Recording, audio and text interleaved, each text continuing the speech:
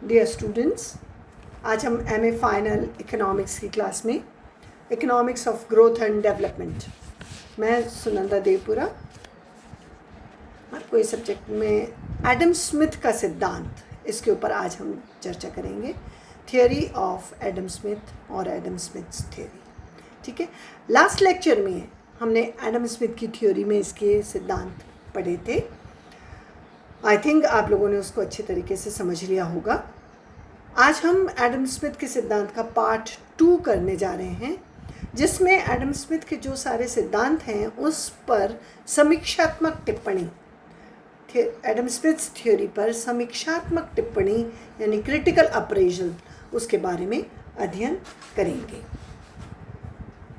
Adam Smith के विकास model के कई गुण और दोष हैं जो इसकी अल्प विकसित देशों में उपयुक्तता को भी बताते हैं। एडम स्मिथ का सिद्धांत विकास के कुछ निम्नलिखित मूलभूत कारकों की ओर संकेत करता है जो किसी भी अर्थव्यवस्था के विकास के लिए आवश्यक समझे जाते हैं। तो समीक्षात्मक टिप्पणी को हम कुछ बिंदुओं में अध्ययन करेंगे जो कि एडम स्मिथ के सिद्धांत की मूलभूत बातों के ऊपर चर्चा करते हैं। पहला है बचत।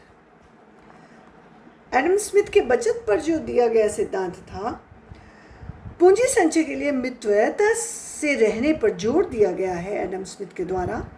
मितव्ययता यानी कम खर्ची द्वारा ही बचतों में वृद्धि होती है और पूंजी संचय संभव होता है। यह तथ्य अल्प विकसित देशों पर पूरी तरह सत्य बैठता है,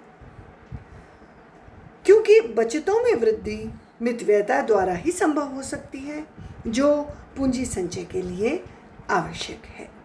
तो बचत जो है सबसे इम्पॉर्टेंट फैक्टर है किसी भी देश की अर्थव्यवस्था के विकास के लिए। दूसरा बिंदु अब हमें लेना है पूंजी संचय। इसमें एडम स्मिथ के विचार पर हम समीक्षात्मक टिप्पणी करते हैं। एडम स्मिथ पूंजी संचय को आर्थिक विकास का मुख्य साधन मानते हैं जो हर प्रकार की अर्थव्यवस्था में मान्य है। पूंजी संचय अधिक होने से अधिक पूंजी निर्माण होता है, जिससे आर्थिक विकास की दर भी बढ़ती है। तीसरा, मार्केट का विस्तार। एडम स्मिथ ने आर्थिक विकास में सुधरी हुई प्रौद्योगिकी के महत्व को बताया। प्रौद्योगिकी द्वारा श्रम का विभाजन और मार्केट का विस्तार होता है, जिससे उत्पादन को प्रोत्साहन मिलता है। यह तथ्य भी विकसित एवं अल्प विकसित अर्थव्यवस्थाओं पर लागू होता है और विकास का आधार समझा जाता है।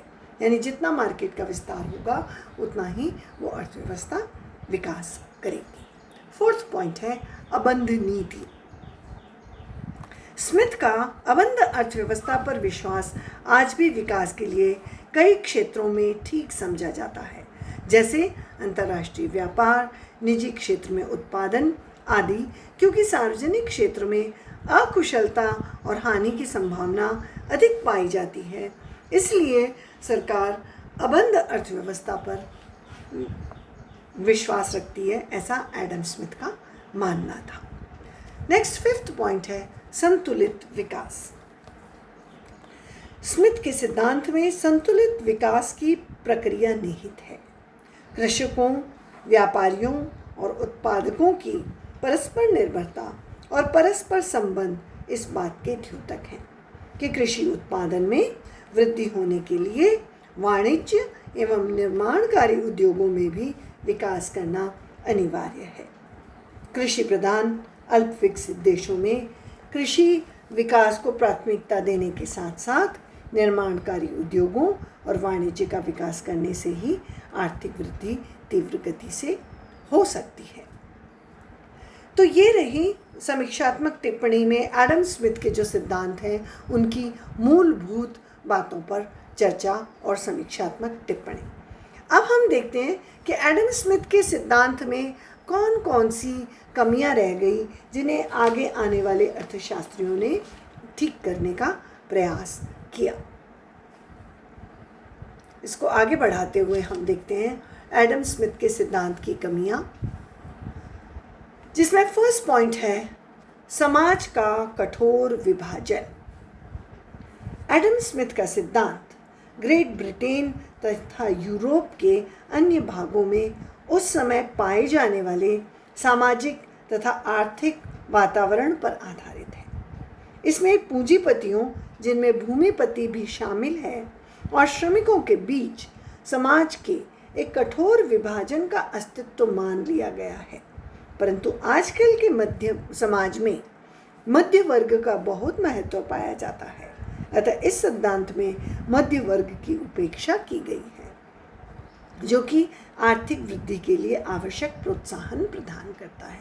तो ये एडम स्मिथ के सिद्धांत की वीकनेस है कि जिसने मध्यम वर्ग की उपेक्षा की है। समाज को कठोरता से दो भागों में बांट दिया है, जिसमें पूंजीपति और श्रमिक वर्ग, जबकि मध्यम वर्ग भी उतना ही इम्पॉर्टेंट है।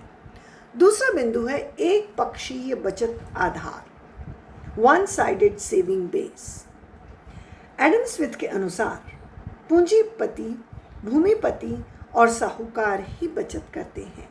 यह बचतों का एक पक्षीय आधार है, क्योंकि एडम स्मिथ को यह नहीं सूझा कि उन्नत समाज में पूंजीपति एवं भूमिपति ही नहीं, बल्कि आय प्राप्तकर्ता, जो कि मध्यम वर्ग भी हो सकता है, या जो भी बचत करता है वो हो सकता है, यानी आय प्राप्तकर्ता बचत करने वाले प्रमुख वर्ग हैं।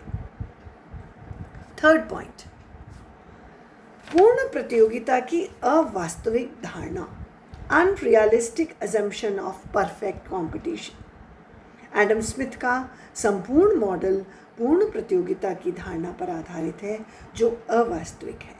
किसी भी अर्थव्यवस्था में अबंध नीति या पूर्ण प्रतियोगिता नहीं पाई जाती। आंतरिक तथा अंतर्राष्ट्रीय व्यापार पर प्रतिबंध, निजी क्षेत्र पर रुकावटें आदि हर देश में पाया जाता है। तो पूर्ण प्रतियोगिता की जो धारणा है, जो एडम स्मिथ ने मानी थी, वो अनरियलिस्टिक है या अवास्तविक है, अवास्तविक है। नेक्स्ट, फोर्थ पॉइंट, सार्वजनिक क्षेत्र की उपेक्षा यानी neglect of public sector. Smith अपनी अबंध नीति के कारण पूंजी संचय तथा आर्थिक विकास में सार्वजनिक क्षेत्र के महत्व को समझने में असमर्थ रहा। आजकल हर देश में सार्वजनिक क्षेत्र का विस्तार हो रहा है, जो पूंजी निर्माण में बहुत सहायक है। तो एडम स्मिथ सार्वजनिक क्षेत्र के महत्व को नहीं समझ पाए थे। नेक्स्ट पॉइंट है उद्यमी की अवहेलना, neglect of entrepreneur. Adam Smith से उद्यमी के कार्य की अवहेलना करता है। एडम स्मिथ विकास में उद्यमी के कार्य की अवहेलना करता है। यह एक बहुत बड़ी त्रुटि है, जबकि शुम्पीटर का विचार है उद्यमी विकास का केंद्र बिंदु होता है, क्योंकि उद्यमी ही विभिन्न साधनों को संगठित करता है और वही नव प्रवर्तन यानी कि इनोवेशंस लाता है, जिससे पूंजी निर्माण होता है। तो एडम स्मिथ भी उद्यमी के इम्पॉर्टेंस को नहीं समझ पाए थे। और लास्ट पॉइंट है स्थिर अवस्था की अवास्तविक धारणा, स्टैटिक मॉडल, स्थैतिक मॉडल।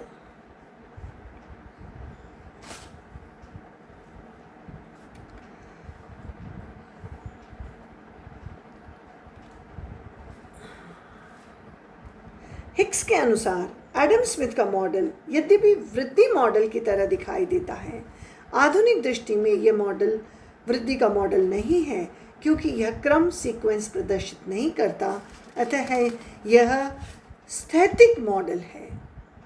और एडम स्मिथ की जो स्थिर अवस्था की व्याख्या है, यानी कि पूंजीवादी अर्थव्यवस्था में अंतिम अवस्था स्थिर अवस्था होती है, परंतु आर्थिक वृद्धि की यह प्रक्रिया की यह व्याख्या संतोषजनक नहीं है, क्योंकि आर्थिक विकास एक रूप तथा निरंतर नहीं, बल्कि रुक रुक कर यानी फिट्स एंड स्टार्ट्स में होता है।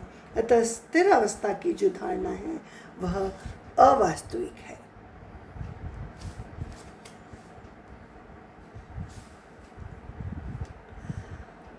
अब हम आगे बढ़ते हैं कि एडम स्मिथ का जो सिद्धांत है वह अल्प विकसित देशों के संबंध में उसकी क्या उपयुक्तता है। एडम स्मिथ के सिद्धांत की अल्प विकसित देशों के संबंध में क्या उपयुक्तता है। स्मिथ के सिद्धांत जिन राजनैतिक, सामाजिक एवं संस्थानिक मान्यताओं पर आधारित है वे अल्प विकसित देशों से सर्वथा भिन्न हैं और उनकी समस्याओं से मेल नहीं खाती। ऐसी अर्थव्यवस्थाओं में अबंध नीति या पूर्ण प्रतियोगिता नहीं पाई जाती। गरीबी के दुष्चक्र शक्तिशाली होते हैं, इसलिए सरकारी हस्तक्षेप अपनाने से ही विकास संभव हो सकता है।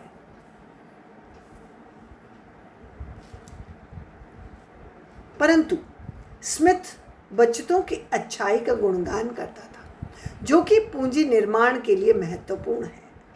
एडम स्मिथ ने लिखा है, हर फिजूल खर्च करने वाला समाज शत्रु दिखाई देता है और प्रत्येक मितव्ययी व्यक्ति लोक कल्याण करने वाला है। स्मिथ विकास प्रक्रिया में सुधरी तक प्रौद्योगिकी यानी टेक्निक, श्रम विभाजन, मार्केट के विस्तार पर बल देता है। वेल्थ ऑफ नेशंस एक गत्यात्मक विश्लेषण है और अल्प विकसित देशों के लिए नीति का प्रोग्राम है।